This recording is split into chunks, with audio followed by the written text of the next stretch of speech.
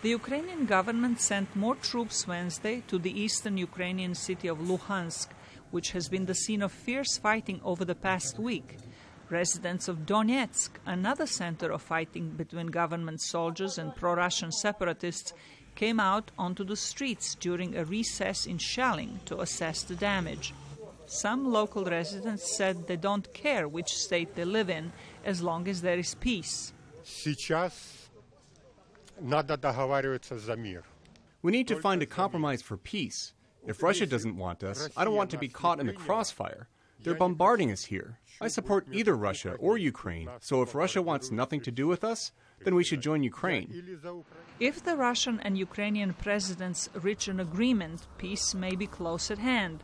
But it is hard to tell what Russian President Vladimir Putin has in mind, says former U.S. Ambassador to Ukraine, William Taylor.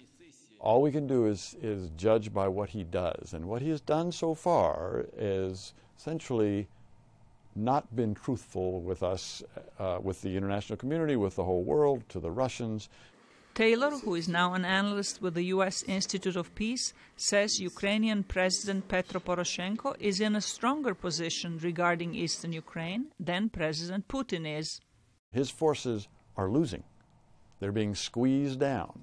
And some of them are deserting. Some of the Russians who are in eastern Ukraine are deserting and going back into Russia disguised as civilians. Or I even saw disguised as Orthodox priests in one case. So Mr. Putin has a weaker and weaker hand, and now he's asked to meet with Mr. Poroshenko in the presence of the Europeans. So this may be an indication that he sees that he's in a weak position.